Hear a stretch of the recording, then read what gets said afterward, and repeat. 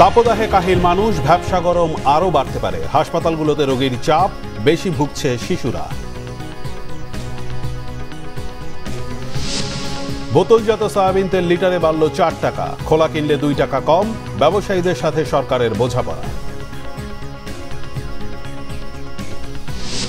মাছ ভাত আওয়ামী লীগই নিশ্চিত করেছে। খালেদা জিয়া মানুষকে ডাল ভাতও খাওয়াতে পারেননি বলেছেন প্রধানমন্ত্রী। প্রাতিষ্ঠানিকতায় অবনতি, জেকে বসেছে কর্তৃত্ববাদ। ভবিষ্যতে ব্যবসায়ীরাই হবেন রাজনীতির নিয়ন্ত্রক, সিপিডির অনুষ্ঠানে অভিমত। বিরোধী মত দমন সরকারের প্রাত্যহিক কাজ, অভিযোগ মির্জা ফখরুলের। সন্ত্রাসীদের সুরক্ষা চায় বিএনপি, বলেছেন ওবায়দুল কাদের। দেখছিলেন বিআরবি কেবল সংবাদ শিরোনাম, এবার বিস্তারিত। সারা দেশে চলছে তীব্র তাপদাহ। রোদের প্রখর তাপে শরীর জ্বালা শুরু হয়। গ্রীষ্মের এই তাপদাহ আপাতত কমার কোনো সম্ভাবনা নেই, বরং তাপমাত্রা আরও বাড়তে পারে বলে জানিয়েছে আবহাওয়া অধিদপ্তর। এদিকে প্রচণ্ড গরমে রাজধানীর হাসপাতালগুলোতে বেড়েছে রোগীর চাপ। শিশুরা ভুগছে শ্বাসকষ্ট বা নিউমোনিয়ায়। চলতি মাসের 18 তারিখ পর্যন্ত শিশু হাসপাতালে চিকিৎসা নিয়েছে 246টি শিশু। এদের মধ্যে ভর্তি রয়েছে 99 জন। বেড সংকটে রোগী রাখতে পারছে না তারা। আরও জানাচ্ছেন গ্যালমান শফি। বৈশাখের তাপে পুড়ছে সারা দেশ। গত কয়েকদিনের অসহনীয় গরমে নাকাল দেশবাসী। আবহাওয়া বিভাগ জানিয়েছে পুরো এপ্রিল জুড়ে এমন গরম থাকবে। এপ্রিল মাসটা এরকমই যাবে এবং যখন বর্ষার কাছাকাছি হলে এটা যখন বাতাসে জলীয় বাষ্পের পরিমাণটা আরও বাড়তে থাকবে, তখন মানুষের মধ্যে কিন্তু অস্বস্তির পরিমাণটা আরও বৃদ্ধি পাবে। তাপদাহ আপাতত কমার ওরকম সম্ভাবনা নেই। এটা 42 ডিগ্রি ছেড়ে দেওয়ার সম্ভাবনা আছে। এদিকে এমন গরমে সবচেয়ে বেশি কষ্ট পায় শিশুরা। প্রচণ্ড গরমে শিশুদের নানান রকম ঝুঁকি তৈরি হয়। তাই গরমে প্রতিদিন অনেক শিশু নিউমোনিয়া, ডায়রিয়া ও ভাইরাসজনিত সর্দি জ্বরে আক্রান্ত হয়ে হাসপাতালে ভর্তি হচ্ছে।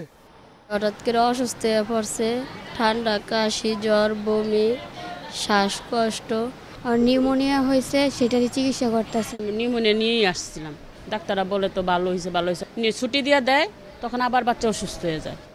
শিশুদের ব্যাপারে সতর্ক থাকার পরামর্শ দিলেন চিকিৎসকরা। হিট স্ট্রোকের লক্ষণ হলো টেম্পারেচার 106, 7, 8 শরীরের টেম্পারেচার হয়ে গেছে। It is a very dangerous condition. এরকম কন্ডিশন যদি হয়েই যায় কখনো কোনো বাচ্চার, সাথে সাথে তাকে ছায়ের ভিতরে নিয়ে কাপড় চোপড় সব খুলে ফেলতে হবে, তাকে গা মুছাই দেবে, ফ্যান ছেড়ে দিতে হবে, এসির ভিতরে তাকে পর্যাপ্ত পরিমাণে পানি খাওয়াইতে হবে, কুলিং করতে হবে এবং দরকার হলে তাকে সাপোজিটরি প্যারাসিটামল দিয়ে তার এই টেম্পারেচারটা কমাইতে হবে। আমাদের কতগুলো জিনিস মেনটেন করে চলতে হবে। একটা হলো ওয়ারিং মাস্ক, এটার কোনো বিকল্প নেই। একজন কাশিয়ালা রোগীর কাছ থেকে একটু ডিস্টেন্স মেনটেন করে চলবো। অন্য বছরের এই গরমে শিশুদের মধ্যে ডায়রিয়ার হার বেশি দেখা গেলেও চলতি বছর ডায়রিয়ার প্রকোপ কিছুটা কম বলে জানালেন ওই চিকিৎসক। এখনও ডায়রিয়ার ওই ব্যাপকতা বৃদ্ধি পায় না। গ্যালমান শফি, বাংলা ভিশন, ঢাকা। এদিকে তীব্র তাপদাহ চলছে চুয়াডাঙ্গায়। আজ তাপমাত্রা ছিল 40.4 ডিগ্রি সেলসিয়াস, যা দেশের সর্বোচ্চ। টানা তাপদাহে অতিষ্ঠ সীমান্তবর্তী জেলার মানুষ। হিট অ্যালার্ট জারি করেছে জেলা প্রশাসন। খুব প্রয়োজন ছাড়া বাড়ির বাইরে বের হতে নিষেধ করা হচ্ছে। দিনের বেশিরভাগ সময় প্রখর রোদে তীব্র গরম অনুভূত হচ্ছে। চরম বিপাকে নিম্ন আয়ের শ্রমজীবীরা। নাভিশ্বাস উঠেছে নির্মাণ ও কৃষি শ্রমিকদের। ইজি বাইক চালক ও ভ্যান রিক্সা চালকদের অবস্থাও কাহিল। তীব্র গরমে বেশিক্ষণ কাজ করতে পারছেন না তারা। ছন্দপতন ঘটছে দৈনন্দিন কাজকর্মে। হাসপাতালে বাড়ছে ডায়রিয়া সহ অন্য রোগীর সংখ্যা। আরও কয়েকদিন এমন তাপমাত্রা অব্যাহত থাকতে পারে বলে জানিয়েছে চুয়াডাঙ্গা আবহাওয়া অফিস। এখনই বৃষ্টির কোনো সম্ভাবনা নেই বলেও জানিয়েছে তারা। অসহ্য গরমে বিপাকে প্রাণীকুলো। অন্যদিকে তাপদাহে পুড়ছে পুরো উত্তরাঞ্চল। বৈশাখের তপ্ত রোদ আর ভ্যাপসা গরমে জীবন অতিষ্ঠ। এদিকে সামনের দিনগুলোয় আরও তাপমাত্রা বাড়ার শঙ্কা আবহাওয়া অফিসের। তবে মৌসুমী রোগবালাই মোকাবেলায় প্রস্তুত রয়েছে স্বাস্থ্য বিভাগ। গেল 15 দিন ধরে এই অঞ্চলে সূর্য তাপ দিচ্ছে 38 ডিগ্রি সেলসিয়াস। রংপুর থেকে জুয়েল আহমেদের রিপোর্ট, ক্যামেরায় শাহনাওয়াজ জনি। সূর্যের তাপ ভেঙে পেটের দায়ে মাঠে কাজ করলেও বেশিক্ষণ টিকতে পারছেন না শ্রমজীবীরা। মেঘমুক্ত আকাশে অগ্নিশিখা সূর্য, ভ্যাপসা গরমে যায় যায় অবস্থা। শান্তি নেই কোথাও। মাঠে কাজ করতে গেলে দুর্বল হচ্ছেন মানুষ। গেল 50 বছরে প্রকৃতির এমন বিরূপ দৃশ্য দেখেনি এখানকার মানুষ। গরমের জন্য কাজ কাম করতে পারতেছি না, অনেক সমস্যা হচ্ছে আমাদের। খালি পায়ে হাঁটা, খালি পায়ে তো হাঁটার প্রশ্নই ওঠে না। আমরা যেখানে কাজ করতেছি কাজেরও জায়গা তো হাঁটতে পারি না, এমন অবস্থা। রোদের মধ্যে সারাদিন কাজ করা যায় না, 2 মিনিট পর 3 মিনিট পর স্যামে যায় দাঁড়ায় থাকা লাগে, শরীর তো ঘামে মানে পানি পড়তে আছে, সারাদিনে 3 গ্লাস 4 গ্লাস পানি খাই, ওই খাইতে খাইতে মানে পেশাবও আসে না, ওই শরীর থেকে ঘাম মানে বার হয়ে চলে যায়। কেমন করে ঘুমাই, এই 1 ঘন্টা কারেন্ট আছে 1 ঘন্টা নাই, দিনেও যেমন জ্বালা রাতেও তেমন জ্বালা, আমাদের জ্বালা চারিদিকে, মাথা চক্কর দেয়, এই গরম প্রচণ্ড গরম লাগতেছে, রোদের তাপটা বেশি লাগতেছে। আবহাওয়া অফিস বলছে সূর্যের এই তাপ সাধারণত জুন জুলাইয়ে অনুভব হলেও এবছর অনেক আগেই ছড়িয়েছে। সামনের দিনে মৃদু মাঝারি শেষে তীব্র তাপদাহ হতে পারে। দিন দীর্ঘ হচ্ছে এবং সূর্যের তাপ বেশি হচ্ছে এবং বাতাসে জলীয় বাষ্পের পরিমাণ বেশি হচ্ছে, যার জন্য ভ্যাপসা গরমটা অনুভূত হচ্ছে। অন্যান্য বছরের তুলনায় এবার একটু আর্লি অনুভব হচ্ছে, যার জন্য এটা জুন জুলাই বেশি অনুভব হয়, কিন্তু এখানে এপ্রিল মেতেই সম্ভাবনা বেশি আর কি। স্বাস্থ্য বিভাগ বলছে গরমজনিত রোগবালাই ঠেকাতে সব রকমের প্রস্তুতি থাকলেও সব বয়সীদের তাপ সহিষ্ণু পোশাক পরিধান সহ টাটকা খাবার খাওয়ার পরামর্শ তাদের। মূলত আমাদের জনসচেতনতা তৈরি করা এবং অতিরিক্ত উত্তাপের জায়গা থেকে নিজেকে বিরত রাখা। যদি আল্লাহ না করে কোনো বড় ধরনের অসুস্থতা ঘটে যায়, সরকারি স্বাস্থ্য প্রতিষ্ঠানগুলো সবসময় সচেতন আছে এবং তারা প্রস্তুত আছে এদেরকে সেবা দেওয়ার জন্য। গরম মোকাবেলায় গোটা বিভাগে ওয়ার্ড, ইউনিয়ন, উপজেলা ও জেলা পর্যায়ে প্রায় 2000 স্বাস্থ্যকর্মী কাজ করছে। জুয়েল আহমেদ, বাংলা ভিশন, রংপুর। বোতলজাত সয়াবিন তেলে প্রতি লিটারে 4 টাকা বাড়িয়ে 167 টাকা নির্ধারণ করে দিয়েছে সরকার। একই সাথে 5 লিটার সয়াবিন তেলের দাম 18 টাকা বাড়িয়ে করা হয়েছে 818 টাকা, আর লিটার প্রতি খোলা সয়াবিন তেলের দাম 2 টাকা কমিয়ে করা হলো 147 টাকা। সচিবালয়ে আনুষ্ঠানিকভাবে নতুন এ দাম ঘোষণা দিয়ে বাণিজ্য প্রতিমন্ত্রী আহসানুল ইসলাম টিটু জানান, নতুন এ দাম আজ থেকেই কার্যকর। রিপোর্ট সৈয়দ আব্দুল মুহিতের। দুদিন থেকে ভোজ্য তেলের দাম নিয়ে আলোচনা সমালোচনার মধ্যেই বৃহস্পতিবার বাণিজ্য মন্ত্রণালয়, Bangladesh vegetable oil refiners and Vanaspati manufacturers association ও ট্যারিফ কমিশনের উপস্থিতিতে নতুন দর নির্ধারণ করে দিল সরকার। বাণিজ্য প্রতিমন্ত্রী আহসানুল ইসলাম টিটু জানান, বোতলজাত সয়াবিন তেল প্রতি লিটারে 4 টাকা বাড়িয়ে 167 টাকা, 5 লিটার সয়াবিন তেলের দাম 18 টাকা বাড়িয়ে 818 টাকা, খোলা সয়াবিন তেল লিটার প্রতি 2 টাকা কমিয়ে 147 টাকা এবং নতুন করে বোতলজাত পাম অয়েলের দাম লিটার প্রতি 135 টাকা নির্ধারণ করা হয়েছে। সাপ্লাই চেনটা আনইন্টারাপ্টেড থাকে, তার জন্যই আমার কিছুটা হলেও অ্যাডজাস্টমেন্ট করতে হয়েছে। বোতলে আমাকে লেভেল করা থাকে এবং সিল করা থাকে, ওইখানে খুচরা পর্যায়ের ভ্যাটটা আদায় ফ্যাক্টরি পর্যায়ে করা হয়, সো যার ফলে ওই ফ্লেক্সিবিলিটিটা খোলা তেলের বাজারে যেমন আছে এখানে নাই। প্রতিমন্ত্রী জানান, এনবিআর সাথে সমন্বয়ের অভাবে গত দুদিন তেলের দাম নিয়ে ভুল বোঝাবুঝি হয়েছে। মিল ওনার অ্যাসোসিয়েশনের মতো আমাদেরও প্রত্যাশা ছিল যে আমরা হয়তো এইটা মানে বহাল রাখতে পারবো, কিন্তু যে কোনো কারণেই হোক, আপনারা জানেন যে ট্যাক্স জিডিপি রেশিও আমাদের কম, আমাদের ডেভেলপমেন্ট বাজেট, আমাদের ট্যাক্স বাড়াতে হবে, বিভিন্ন কারণে আমরা এটা আসলে কম রাখতে পারি নাই। সো যার জন্য আমরা এই লাস্ট মুহূর্তে আমাদেরকে সিদ্ধান্তটা দিতে হয়েছে। গত 7 ফেব্রুয়ারি ভোজ্য তেল আমদানির উপর 5% এবং ভোক্তা পর্যায়ে 15% ভ্যাট অব্যাহতির পর প্রতি লিটার বোতলজাত সয়াবিন তেলের দাম 10 টাকা কমিয়ে 163 টাকা নির্ধারণ করে বাণিজ্য মন্ত্রণালয়। ভ্যাট অব্যাহতির মেয়াদ শেষে আগে 10 টাকা বাড়িয়ে বিক্রির উদ্যোগ নেয় মালিকরা। সৈয়দ আব্দুল মুহিত, বাংলা ভিশন, ঢাকা। চালের বস্তায় জাত ও দাম লেখার পরিপত্র জারি হলেও বাজারে নেই কোনো কার্যকারিতা। বিক্রেতারা বলছেন, ঈদ ও নববর্ষের ছুটির কারণেই তা সম্ভব হয়নি।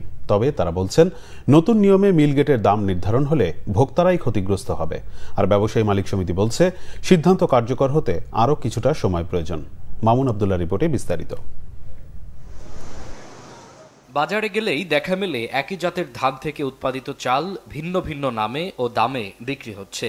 চালের দাম অযৌক্তিক পর্যায়ে ওঠানামা করলে মিলার, পাইকার ও খুচরা বিক্রেতা একে অপরকে দোষারোপ করা স্বাভাবিক ঘটনা হয়ে দাঁড়িয়েছে। এ অবস্থায় চালের বাজার মূল্য সহনশীল ও যৌক্তিক পর্যায়ে রাখতে ধানের নামেই চালের নাম, বস্তার উপর উৎপাদনকারী, জেলা ও উপজেলার নাম এবং উৎপাদনের তারিখ, মিলগেট মূল্য উল্লেখ করে নির্দেশনা জারি করে খাদ্য মন্ত্রণালয়। পহেলা বৈশাখ থেকে নির্দেশনা কার্যকর হওয়ার কথা থাকলেও বাজারে নেই তার কোনো প্রভাব। বিক্রি রেট লাগাইতে হবে, এরপরে কে কতটুকু প্রফিট করবে, 5% করবো না 10% করবো না 15%। আপনি বেশি করলে আপনার থেকে নেবে না। প্লাস অয়েল 80 টাকা কেজি, ওটা কোম্পানি প্যাকেটে লেখা রাখছে 140 টাকা কেজি। তো ওই টাকাটা তো ভোক্তাও পাচ্ছে না, আমি সাধারণ ব্যবসায়ী আমিও পাচ্ছি না, আর কৃষকও পাচ্ছে না। তো এটা পাইছে কে? কোম্পানি পাইছে। তো লাভবান কে হয়েছে? কোম্পানি। আমাদের দেশের কাঁচা বাজারগুলোতে যদি রেট নির্ধারণ করে তাতে আমি মনে করি যে হয়তো ভোক্তারা ক্ষতিগ্রস্ত হবে, সাধারণ ব্যবসায়ীদের কোনো সমস্যা হবে না। সরকারের এই সিদ্ধান্তকে স্বাগত জানালেও চাল ব্যবসায়ী মালিক সমিতি বলছে বাজার দর ওঠানামা করা এই পণ্যের দাম নির্ধারণ হবে বেশ কঠিন, বরং তাড়াহুড়া করলে বাজারে এর বিরূপ প্রভাব পড়তে পারে বলে মত ব্যবসায়ী নেতাদের। ডিসিশন গভর্নমেন্ট যেটা নিছে এটা ভালো, কিন্তু সময় উপযুক্ত হবে যে কাজটা আমরা কতটুকুভাবে সমন্বয়ভাবে আগাইতে পারলাম, এই সময়টা আমার মনে হয় দিতে হবে। কারণ এটা তাড়াহুড়া করে যদি আপনার যে আইন করছে, আপনার জেল জরিমানাটা করছে, তো এইটা আপনি একটু দেখতে হবে, সময় নিতে হবে। এটা ইনপোর্টের মাল না যে একটা রেট দিয়ে দিলে আপনি এমআরপি করে দিলে, কারণ এইটা আপনার বাংলাদেশে একটা মার্কেট আছে, সেটা হাট বাজার থেকে দানের উঠানামাটা করা হয়। সরকারি নির্দেশনা না মানলে সর্বোচ্চ 2 বছর কারাদণ্ড অথবা সর্বোচ্চ 10 লাখ টাকা জরিমানা এবং উভয় দণ্ডে দণ্ডিত করার সুযোগ রয়েছে। মামুন আব্দুল্লাহ, বাংলা ভিশন, ঢাকা। প্রধানমন্ত্রী শেখ হাসিনা বলেছেন, আওয়ামী লীগ শুধু মানুষের খাদ্য নিরাপত্তাই নয়, পুষ্টির নিরাপত্তাও নিশ্চিত করেছে। দেশ খাদ্যে স্বয়ংসম্পূর্ণ হোক, বিএনপি তা কখনোই চায়নি। তিনি বলেন, খালেদা জিয়া ঘোষণা দিয়েও দেশের মানুষকে ডাল ভাত খাওয়াতে ব্যর্থ হয়েছেন। আওয়ামী লীগ মাছ ভাত নিশ্চিত করেছে। মানুষের যেন স্বাস্থ্যগত ক্ষতি না হয় এবং বিদেশে মাংস রপ্তানি করা যায়, সেভাবেই স্বাস্থ্যসম্মত উপায়ে গবাদি পশু পালনের পরামর্শ দেন প্রধানমন্ত্রী। রকুনুজ্জামানের প্রতিবেদন। প্রাণী সম্পদের উৎপাদন বৃদ্ধি, দুগ্ধজাত পণ্যের বাজার সৃষ্টি, ক্ষুদ্র খামারি ও উদ্যোক্তাদের গবাদি পশু উৎপাদনে উদ্বুদ্ধ করা সহ গবাদি পশু পালনের আধুনিক ব্যবস্থাপনার দিক তুলে ধরতে রাজধানীর আগারগাঁয়ে পুরাতন বাণিজ্য মেলার মাঠে শুরু হয়েছে প্রাণী সম্পদ সেবা সপ্তাহ ও প্রদর্শনী। প্রদর্শনীতে প্রায় 400 স্টল স্থাপন করা হয়েছে। সকালে মৎস্য ও প্রাণী সম্পদ মন্ত্রণালয়ের আয়োজনে প্রাণী সম্পদ সেবা সপ্তাহ ও প্রদর্শনী উদ্বোধন করেন প্রধানমন্ত্রী শেখ হাসিনা। জাতীয় প্রাণী সম্পদ সেবা সপ্তাহ প্রদর্শনী 2024-এর শুভ উদ্বোধন ঘোষণা করছি। প্রধানমন্ত্রী বলেন, আওয়ামী লীগ সরকার বরাবরই গবেষণার উপর গুরুত্ব দিয়ে আসছে, ফলে মৎস্য ও কৃষি খাতে ব্যাপক অগ্রগতি হয়েছে, যা খাদ্য নিরাপত্তার পাশাপাশি পুষ্টি নিরাপত্তাও নিশ্চিত করছে। একদিকে যেমন গণমানুষের খাদ্য নিরাপত্তা নিশ্চিত করতে হবে, তাদের স্বাস্থ্য সুরক্ষার ব্যবস্থা করতে হবে, সেই সাথে সাথে আমিষ সরবরাহের জন্য আমাদের হাঁস মুরগি পশু পাখি যা কিছু দরকার, কারণ আমাদের আমিষ আমরাই তৈরি করব, আমাদের দেশের মানুষকে দেব। আমাদের লক্ষ্য প্রথম হলো খাদ্য নিরাপত্তা দেওয়া, দ্বিতীয় হলো পুষ্টি নিশ্চয়তা দেওয়া। এ খাতে অতীতে সরকারগুলোর ব্যর্থতার সাথে আওয়ামী লীগ সরকারের সফলতার তুলনামূলক চিত্রও তুলে ধরেন প্রধানমন্ত্রী। আমাদের আগে যারা ক্ষমতায় ছিলেন, যেমন খালেদা জিয়া ঘোষণা দিল যে দেশের মানুষকে ডাল ভাত খাওয়াবে, সে ডাল ভাত খাওয়াতেও কিন্তু ব্যর্থ হয়েছিল। আমরা আমাদের গবাদি পশু, যা বিএনপির আমলে 2006 সালে ছিল মাত্র 4,23,00,000, এখন 7,98,00,000, প্রায় 2 গুণ বৃদ্ধি করা সম্ভব হয়েছে। পোলট্রি 4 গুণ আমরা বৃদ্ধি করেছি। দুধ উৎপাদনে 7 গুণ বৃদ্ধি করা হয়েছে।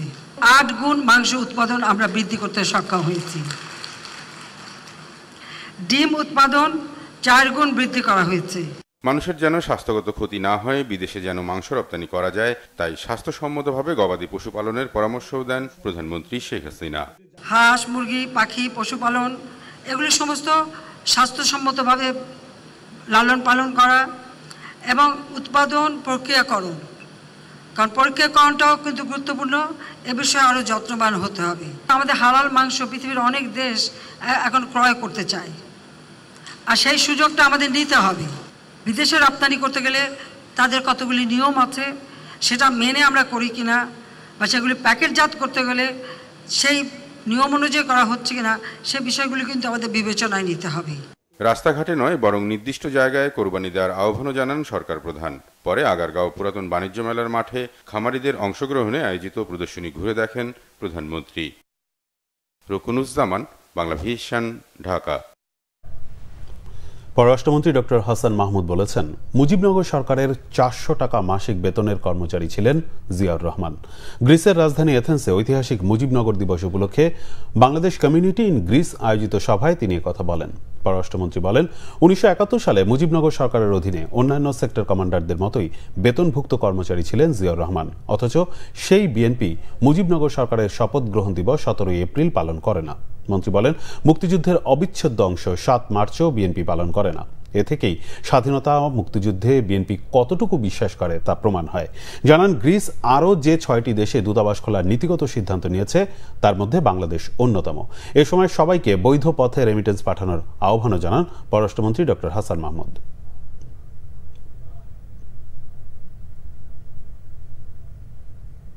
জিয়াউর রহমান এই সরকারের 400 টাকা বেতনভোগী কর্মচারী ছিল। সেক্টর কমান্ডার হিসেবে 400 টাকা করে বেতন এই সরকারের অধীনে সে চাকরি করত। অন্য সেক্টর কমান্ডারও 400 টাকা বেতন। আজকে যে বিএনপির নেতারা নানা ধরনের কথা বলে যে মুক্তিযুদ্ধের সময় নাকি হঠাৎ গ্রামের উপর জিয়াউর রহমান দাঁড়িয়ে বলেছিল, সেখান থেকে আপনার স্বাধীনতার ঘোষণা দিত। বিশিষ্ট অর্থনীতিবিদ অধ্যাপক রেহমান সোবহান বলেছেন, গত 50 বছরে দেশের অর্থনৈতিক উন্নতি ঘটলেও প্রতিষ্ঠানগুলো ততটা উন্নত হয়নি, বরং ক্ষতিগ্রস্ত হয়েছে। এছাড়া অর্থনীতি আর রাজনীতি বিশ্লেষকদের মতে দেশের উন্নতি হয়েছে ভবিষ্যৎকে বন্ধক রেখে। পাশাপাশি বাংলাদেশ রাষ্ট্র বেশিরভাগ সময় কর্তৃত্ববাদী দলের নেতৃত্বে পরিচালিত হলেও ভবিষ্যতে ব্যবসায়ীরাই নিয়ন্ত্রণ করবে রাজনীতি। আহমেদ সারোয়ারের রিপোর্ট। 50 years of Bangladesh, economy, politics, society and culture নামের বইয়ের প্রকাশনা উৎসবের আয়োজন করে centre for policy dialogue, CPD. অধ্যাপক রেহমান সোবহান ও অধ্যাপক রওনক জাহানের সম্পাদনায় বইটিতে বিভিন্ন বিভাগে 16 বিশিষ্ট জনের লেখায় উঠে এসেছে গত 50 বছরে বাংলাদেশের অর্থনীতি, রাজনীতি, সামাজিক ও সাংস্কৃতিক বিবর্তন। আলোচনায় অংশ নিয়ে অর্থনীতিবিদ অধ্যাপক রেহমান সোবহান বলেন, গার্মেন্টস এবং শিল্পায়নের ক্ষেত্রে অর্জন কম না হলেও রাজনৈতিক ও অর্থনৈতিক ক্ষেত্রে দেশ যত দূর যেতে পারত তত দূর হয়তো যেতে পারেনি। Judicial system কেমন চলে? Is it functioning in a way that it gives equal rights to everybody? Everyone goes to the court and they will get one result. Or A goes and he will get one judgment. B goes, he will get another judgment. C goes, he will get another judgment. If you go to the police to file a case, will they treat everyone in the same way? If you go to the banking system, who gets loan rescheduled, who gets loans written off? You don't have any functioning institution. Same with the election commission, same with the anti-corruption commission. আলোচনায় অর্থনীতিবিদরা বলেন, গত 50 বছরে আর্থসামাজিক খাতের সূচকের উন্নয়ন হয়েছে, বৈষম্যও বেড়েছে। আমাকে উৎপাদনশীলতা, দক্ষতা, প্রযুক্তি নির্ভর উৎপাদনশীলতায় আমাকে ট্রানজিট করতে হবে। আমি অনেক অবকাঠামো করেছি, ট্রান্সপোর্ট লিঙ্ক করেছি, এগুলোকে আমার ট্রান্সপোর্ট করিডোর থেকে ইকোনমিক করিডোরে আমাকে নিতে হবে। এন্টি রিফর্ম কোয়ালিশন, অর্থাৎ যে রিফর্মের যে উদ্যোগগুলো নিতে যাবে তার বিপরীতে যে শক্তিশালী যারা গ্রুপ, তারা এতটাই শক্তিশালী এবং এতটাই ঐক্যবদ্ধ, সেটাকেও ভাঙার জন্য রাজনৈতিক সদিচ্ছা দরকার। ধনীদের ক্ষেত্রে ইন্ডেক্সটা কি হারে বেড়েছে আর গরিবদের ক্ষেত্রে কি হারে বেড়েছে, তাতে যেটা দেখা যায় যে গরিবদের ক্ষেত্রে এই ডেভেলপমেন্টগুলো হয়েছে শামুকের গতিতে বা আরেকটু কম গতিতে, আর ওদের ক্ষেত্রে কোনো কোনো ক্ষেত্রে রকেটের গতি। বাংলাদেশ এখন আটকে গেছে সস্তা শ্রমের অর্থনীতির একটা ট্র্যাপের মধ্যে। ফিলিপিনের উদাহরণ দেওয়া হলো, ব্রাজিলের উদাহরণ দেওয়া হলো, আমরাও কিন্তু সেই ধরনের সস্তা শ্রমের অর্থনীতির ট্র্যাপের মধ্যে আটকে গেছি। আমরাও পারি, কি পারি? আমরা যেমন উঠতে পারি তেমন পিছলাতেও পারি। মাথাপিছু আয় বেড়েছে, পভার্টি ইনসিডেন্স কমেছে, মানব উন্নয়ন ছড়িয়েছে, বাণিজ্য এবং উৎপাদনের কাঠামো বদলেছে। উন্নয়ন হয়েছে ভবিষ্যৎকে বন্ধক রেখে, ফিউচারটাকে মর্টগেজ করা হয়েছে। রাজনীতি বিশ্লেষকদের মতে বাংলাদেশে প্রতিযোগিতামূলক রাজনৈতিক দল ব্যবস্থা থাকলেও কর্তৃত্ববাদী অবস্থা জেঁকে বসেছে। আমাদের পলিটিক্যাল এলিট সব তাদের কমফোর্ট জোন হচ্ছে এই ডমিনেন্ট পার্টি স্টেট। এখানে থাকতে তারা ভালোবাসেন এবং যখন তারা এখানে থাকেন না, অপোজিশন থাকেন, তখন তারা আবার গণতন্ত্রের কথা বলেন, কেয়ারটেকার গভর্নমেন্ট চান, আবার ফিরে গিয়েই ডমিনেন্ট পার্টি স্টেটে চলে যান। সম্ভবত লিবারেল ক্যাপিটালিজম দিকে চলে যাব, যেখানে ব্যবসায়ীরা তারাই হবে বড় মাতব্বর, রাষ্ট্র তাদের কথা চলবে। পাকিস্তানের সামরিক শাসক গোষ্ঠীর বিরুদ্ধে প্রথম প্রকাশ্য প্রতিবাদ প্রথম ছাত্র ধর্মঘট, স্লোগান দিয়েছে সামরিক শাসন চাই না, নির্বাচন চাই, গণতন্ত্র চাই, ভোটের অধিকার চাই, বাক স্বাধীনতা চাই, সংবাদপত্রের স্বাধীনতা চাই। আমরা সে দাবির কথা এখনো বলি, এখনো লিখি। নির্বাচন চাই, গণতন্ত্র চাই, ভোটের অধিকার চাই, কথা বলার অধিকার চাই, সংবাদপত্রের স্বাধীনতা চাই। আলোচকরা বলেন, মানব সম্পদ ও সামাজিক উন্নয়নের ক্ষেত্রে পার্শ্ববর্তী দেশগুলোর চেয়ে বাংলাদেশ অনেক এগিয়ে থাকলেও সব ক্ষেত্রে সুষম উন্নয়ন ঘটেনি। যেটা আমরা করতে পারিনি সেটাও যাতে আইডেন্টিফাইড হয়। আহমেদ সরওয়ার, বাংলা ভিশন, ঢাকা। বিএনপির স্থায়ী কমিটির সদস্য ডক্টর আব্দুল মঈন খান জানিয়েছেন, দলীয়ভাবে উপজেলা নির্বাচন হচ্ছে না, তাই কে অংশ নেবে কে নেবে না সে বিষয়ে এখনো কিছুই ভাবছে না বিএনপি। তবে দল হিসেবে জাতীয় সংসদ নির্বাচনের মতো উপজেলা নির্বাচনকেও না বলছে বিএনপি, কারণ নির্বাচন অবাধ, সুষ্ঠু ও গ্রহণযোগ্য হওয়া নিয়ে প্রশ্ন রয়েছে বিএনপির নীতি নির্ধারকদের মাঝে। রিপোর্ট করছেন সিকান্দার রহমান। বিএনপির কেন্দ্রীয় কমিটির সহ স্বাস্থ্য বিষয়ক সম্পাদক ডাক্তার পারভেজ রেজা কাকনের শারীরিক অবস্থার খোঁজ নিতে তার মগবাজারের বাসায় যান বিএনপির স্থায়ী কমিটির সদস্য ডক্টর আব্দুল মঈন খান।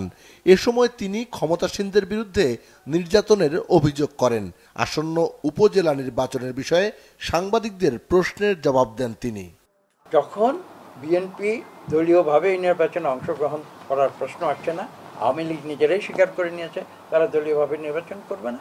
এখানে স্থানীয় পর্যায়ে নির্বাচন, আমি তো 1935 সালের ইতিহাস আপনাদের সামনে উপস্থাপন, এখানে গ্রামে গঞ্জে কে নির্বাচনে যাবে না যাবে এটা তো বিএনপি দলীয়ভাবে কোনো দেখার বিষয় না। এখানে দেখুন বাস্তবতাটা কি, গ্রামে এমন বাড়ি আছে যেখানে এক ভাই বিএনপি করে আরেক ভাই আওয়ামী লীগ করে।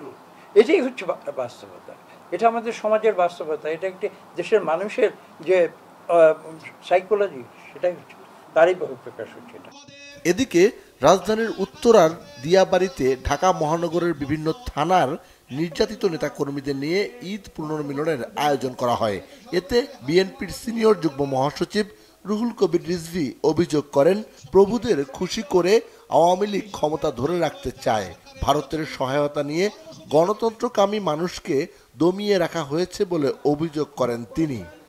আজকে আইন, আদালত, আইন শৃঙ্খলা বাহিনী, পুলিশ, র্যাব সবকিছু আপনাদের হাতের মুঠোয়, সবকিছু আপনারা কুক্ষিগত করে রেখেছে। কোথাও কোনো প্রতিষ্ঠান স্বাধীনভাবে কাজ করতে পারছে না, সব আওয়ামী ফ্যাসিবাদের ছাতার নিচে আপনারা তৈরি করে রেখে এদেশের গণতন্ত্রকামী মানুষ, শুধু বিএনপি নয় সকল জনগণকে আপনারা বন্দী করে রেখেছেন শুধুমাত্র পার্শ্ববর্তী দেশের তাদের সহায়তা নিয়ে। বিএনপি নেতারা জানান, তাদের আন্দোলন চলছে, দমন পীড়ন চালিয়ে বিএনপিকে দমানো যাবে না বলে মন্তব্য করেন তারা। সিকান্দার রহমান, বাংলা ভিশন, ঢাকা। বিরোধী দল যাতে সরকারের স্বেচ্ছাচারী শাসনের বিরুদ্ধে প্রতিবাদ করার সাহস না পায়, সেজন্য নেতাকর্মীদের ওপর জুলুম নির্যাতন চালানো হচ্ছে বলে অভিযোগ করেছেন বিএনপি মহাসচিব মির্জা ফখরুল ইসলাম আলমগীর। এক বিবৃতিতে ছাত্রদলের সাবেক সাধারণ সম্পাদক হাবিবুর রশিদ সহ দলের 4 নেতাকে কারাগারে পাঠানোর নিন্দা জানান বিএনপি মহাসচিব মির্জা ফখরুল ইসলাম আলমগীর। তিনি বলেন, 7 জানুয়ারির প্রহসনের নির্বাচনের পর জোরালোভাবে শুরু হয়েছে বিএনপি সহ বিরোধী দলগুলোর উপর নানান কায়দায় নির্যাতন। বিরোধী দল ও মতের মানুষকে ঘায়েল করতে লাগামহীন গতিতে মিথ্যা মামলায় সাজা দেয়া হচ্ছে আদালতকে দিয়ে। বিএনপির নেতাকর্মীদের সাজা দেয়া এবং জামিন না দিয়ে কারাগারে পাঠানোকে সরকার তাদের প্রাত্যহিক কর্মসূচিতে পরিণত করেছে। সাজা বাতিল করে অবিলম্বে বন্দী নেতাকর্মীদের মুক্তির দাবি জানান বিএনপি মহাসচিব মির্জা ফখরুল ইসলাম আলমগীর। বিরোধী দল দমনের মিথ্যা অভিযোগ তুলে সন্ত্রাসীদের সুরক্ষা দেওয়ার অপচেষ্টা করছে বিএনপি, বলেছেন আওয়ামী লীগের সাধারণ সম্পাদক ওবায়দুল কাদের। বৃহস্পতিবার এক বিবৃতিতে তিনি কথা বলেন। ওবায়দুল কাদের বলেন, সরকার বেপরোয়াভাবে কাউকে কারাগারে পাঠাচ্ছে না, বরং সন্ত্রাস ও সহিংসতার অভিযোগে অভিযুক্ত বিএনপির নেতাকর্মীরা আইন ও আদালতের মুখোমুখি হচ্ছে এবং জামিনে মুক্তিও পাচ্ছে। আওয়ামী লীগ বিরোধী দল দমনে বিশ্বাস করে না, তবে সন্ত্রাসীদের কোনো ছাড় নেই বলে হুঁশিয়ারি তার। বলেন, সন্ত্রাসী যে দলেরই হোক বিচারের মুখোমুখি হতে হবে। আওয়ামী লীগের সাধারণ সম্পাদক অভিযোগ করেন, বিএনপি নেতারা উপজেলা নির্বাচন নিয়ে বিভ্রান্তিকর ও রাজনৈতিক শিষ্টাচার বহির্ভূত বক্তব্য দিচ্ছেন। জানান, বিএনপি নির্বাচন বিরোধী অবস্থান নেওয়ায় ভিন্ন প্রেক্ষাপটে আওয়ামী লীগকেও দলীয় প্রতীক বরাদ্দ না দেওয়ার মতো কৌশলগত অবস্থান নিতে হয়েছে। প্রথম ধাপের উপজেলা নির্বাচনকে ঘিরে জনগণের মাঝে উৎসবের আমেজ। বিএনপি নির্বাচনী ব্যবস্থাকে বাধাগ্রস্ত ও গণতান্ত্রিক প্রক্রিয়াকে ধ্বংস করতে চায় বলেও মন্তব্য করেন ওবায়দুল কাদের। উৎপাদন পর্যায়ে দেশে জিনিসপত্রের দাম কমছে, তবে মধ্যস্বত্বভোগীদের কারণে মূল্যস্ফীতি পুরোপুরি নিয়ন্ত্রণ করা যাচ্ছে না বলেছেন অর্থমন্ত্রী আবুল হাসান মাহমুদ আলী। যুক্তরাষ্ট্রের ওয়াশিংটন ডিসিতে এক প্রেস ব্রিফিংয়ে তিনি কথা বলেন। দাবি করেন, বিএনপির দেশবিরোধী প্রচারণায় উন্নয়ন সহযোগীরা কান দেয় না। এদিকে বিশ্বব্যাংক IMF এর বসন্তকালীন বৈঠকে বৈশ্বিক স্থিতিশীলতা ধরে রাখতে ধনী দেশগুলোকে আরও দায়িত্বশীল হওয়ার তাগিদ দিচ্ছেন বিশ্ববরেণ্য অর্থনীতিবিদরা। ওয়াশিংটন থেকে গোলাম মঈনুল হাসানের রিপোর্ট। IMF ও বিশ্বব্যাংকের বসন্তকালীন বৈঠকে এবার বেশ গুরুত্বের সাথে আলোচনা এসেছে জলবায়ু পরিবর্তনের ঝুঁকির বিষয়টি। আলোচকরা বলছেন, পৃথিবীকে বাসযোগ্য রাখতে কেবল সরকার নয়, বেসরকারি উদ্যোগে জলবায়ু তহবিল গঠন করতে হবে। এক সংবাদ সম্মেলনে বিশ্ববরেণ্য অর্থনীতিবিদরা বলেন, গরিব দেশগুলো দুরবস্থার জন্য ধনী দেশগুলো দায়ী। সে কারণেই G20ভুক্ত উন্নত দেশগুলোকে আরও দায়িত্ব নিতে হবে। বাংলাদেশ বৈশ্বিক উষ্ণতার অন্যতম শিকার। জলবায়ু পরিবর্তনের কারণে অতিরিক্ত গরম এবং ভৌগোলিক অবস্থানের কারণে দেশটিতে বন্যা লেগেই আছে। অপরাধ না করেও জলবায়ু পরিবর্তনের সাজা বাংলাদেশ পাচ্ছে। এদিকে ওয়াশিংটন ডিসিতে এক প্রেস ব্রিফিংয়ে অর্থমন্ত্রী বলেন, উন্নত দেশগুলো হানাহানির দায় চোকাচ্ছে বাংলাদেশ। তার দাবি, কৃষক ও উৎপাদক পর্যায়ে কমেছে জিনিসপত্রের দাম।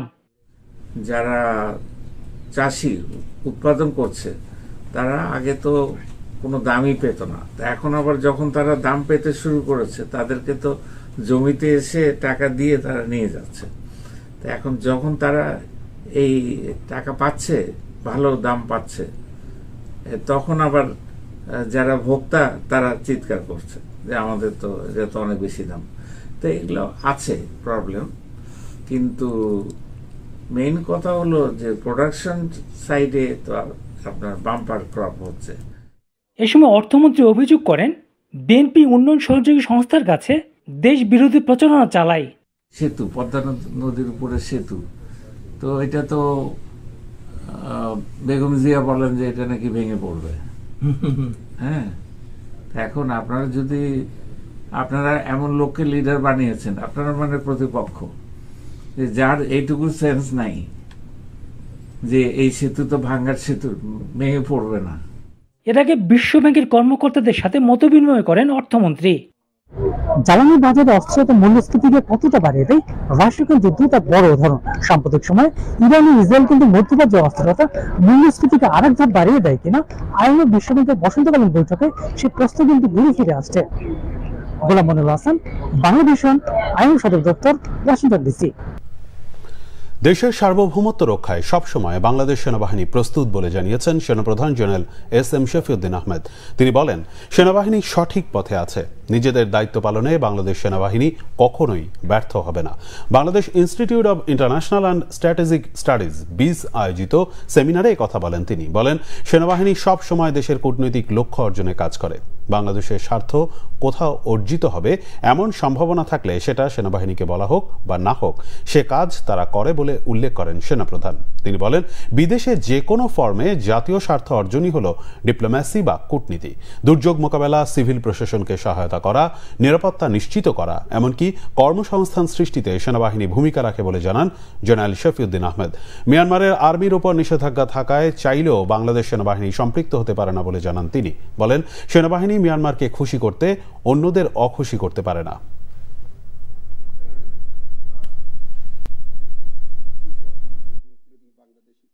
Military personnel, they don't not only learn how to fight a war, but also how to prevent or avoid a war to achieve our national interest. At the higher level, it is taught.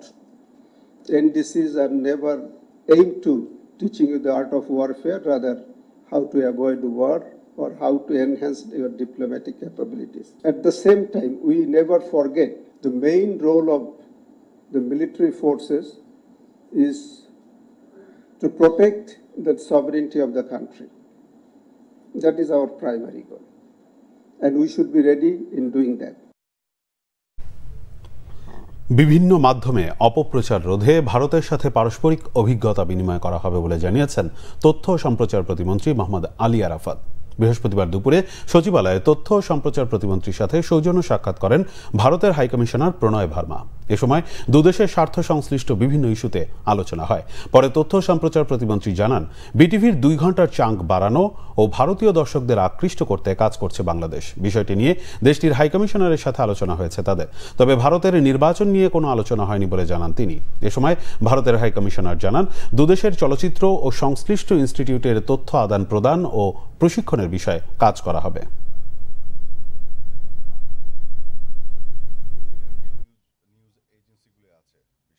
অপপ্রচারের ব্যাপারে Indian সাইডে ওদের কিছু institution আছে যেগুলো কাজ করে, সেগুলো নিয়েও আমরা তাদের অভিজ্ঞতাগুলো এবং কিভাবে কাজ করে প্রক্রিয়া পদ্ধতিগুলি আমরা এক্সচেঞ্জ করব, জানা বোঝার চেষ্টা করব এবং এখানে যদি কোনো ট্রেনিংয়ের প্রয়োজন হয় সেই জায়গাগুলো আমরা কোলাবোরেশনে যাব আর কি, কোঅপারেশন। তো এই বিষয়গুলো নিয়ে আলাপ হয়েছে মূলত। চীনা রাষ্ট্রদূত ইয়াও ওয়েন বলেছেন, বেশি সংখ্যক বাংলাদেশি যাতে চীনে যেতে পারে সেজন্য নানা পদক্ষেপ নিয়েছে চায়না দূতাবাস। ভিসা সহজীকরণ, অনলাইন সিস্টেম চালু সহ বিভিন্ন উদ্যোগ তুলে ধরেন তিনি। রাজধানীর কামাল আতাতুর্ক অ্যাভিনিউয়ে চীনা ভিসা সার্ভিস সেন্টারের উদ্বোধন করে ইয়াও ওয়েন এসব কথা বলেন। তিনি জানান, দিন দিন ভিসা প্রত্যাশীর সংখ্যা বাড়ায় নতুন ভিসা সেন্টার চালু করল দূতাবাস। এর মধ্য দিয়ে বাংলাদেশিদের ভিসা প্রাপ্তির প্রক্রিয়া আরও সহজ ও দ্রুত হবে বলে আশা তার। দুদেশের জনগণ পর্যায়ে যোগাযোগ ও বিনিময় বাড়াতে ভিসা সেন্টার কার্যকর ভূমিকা রাখবে বলেও প্রত্যাশা ব্যক্ত করেন চীনা রাষ্ট্রদূত। গত 10 মাসে 40,000-এরও বেশি বাংলাদেশিকে ভিসা দেওয়া হয়েছে বলে জানান তিনি। এ সময় পররাষ্ট্র মন্ত্রণালয়ের মহাপরিচালক তৌফিক হাসান সহ অন্যরা উপস্থিত ছিলেন।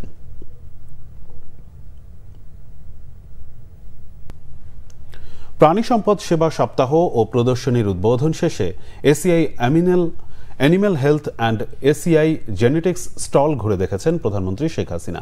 এসিআই এগ্রিবিজনেসের প্রেসিডেন্ট ডক্টর FH আনসারি প্রধানমন্ত্রীকে প্রাণী সম্পদ সেক্টরে এসিআই লিমিটেডের বিভিন্ন কার্যক্রম সম্পর্কে অবহিত করেন। এ সময় প্রধানমন্ত্রী সরকারের পাশাপাশি বেসরকারি উদ্যোক্তাদের এ সেক্টরের বিকাশে একযোগে কাজ করার আহ্বান জানান এবং এসিআই লিমিটেডের কার্যক্রমে সন্তোষ প্রকাশ করেন। ঢাকার পুরাতন বাণিজ্য মেলা মাঠে আজ জাতীয় প্রাণী সম্পদ সেবা সপ্তাহ ও প্রদর্শনী শুরু হয়েছে। উদ্বোধন ঘোষণা করেন প্রধানমন্ত্রী শেখ হাসিনা।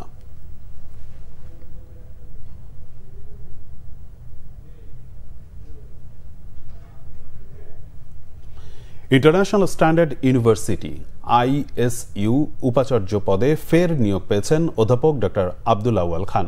রাষ্ট্রপতি ও বিশ্ববিদ্যালয়ের আচার্যের অনুমোদন ক্রমে নিয়োগ সংক্রান্ত প্রজ্ঞাপন জারি করে শিক্ষা মন্ত্রণালয়। বিশ্ববিদ্যালয়ের মহাখালী ক্যাম্পাসে এক অনুষ্ঠানে অধ্যাপক ডক্টর আব্দুল আউয়ালকে অভিনন্দন জানানো হয়। শুভেচ্ছা বিনিময় করেন বিশ্ববিদ্যালয়ের শিক্ষক, শিক্ষিকা, কর্মকর্তা, কর্মচারীরা। এ সময় উপাচার্য বলেন, শিক্ষার্থী বান্ধব পরিবেশ, মানব সম্পদ, মানসম্পন্ন শিক্ষক ও স্মার্ট ক্লাসরুম ISU-তে বিদ্যমান। ISU-কে স্বল্প সময়ের মধ্যে দেশের প্রথম সারির বিশ্ববিদ্যালয় হিসেবে গড়ে তোলার প্রত্যয় ব্যক্ত করেন তিনি।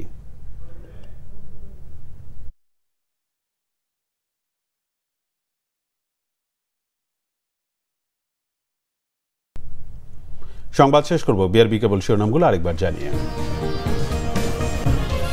তাপদাহে কাহিল মানুষ, ভ্যাপসা গরম আরও বাড়তে পারে। হাসপাতালগুলোতে রোগীর চাপ, বেশি ভুগছে শিশুরা। বোতলজাত সয়াবিন তেল লিটারে বাড়ল 4 টাকা, খোলা কিনলে 2 টাকা কম। ব্যবসায়ীদের সাথে সরকারের বোঝাপড়া। মাছ ভাত আওয়ামী লীগই নিশ্চিত করেছে। খালেদা জিয়া মানুষকে ডাল ভাতও খাওয়াতে পারেননি বলেছেন প্রধানমন্ত্রী।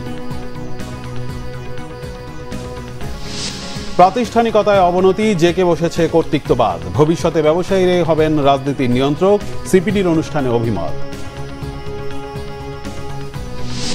বিরোধী মত দমন সরকারের প্রাত্যহিক কাজ, অভিযোগ মির্জা ফখরুলের। সন্ত্রাসীদের সুরক্ষা চায় বিএনপি, বলেছেন ওবায়দুল কাদের। এই ছিল এখনকার মতো। পরের সংবাদ রাত 1টায়। এছাড়া বাংলাভিশন সংবাদ ও সংবাদ সংশ্লিষ্ট অনুষ্ঠান দেখতে ভিজিট করুন www.bbnews24.com ও facebook.com/banglavisionnews এবং সাবস্ক্রাইব করুন youtube.com/banglavisionnews। ধন্যবাদ।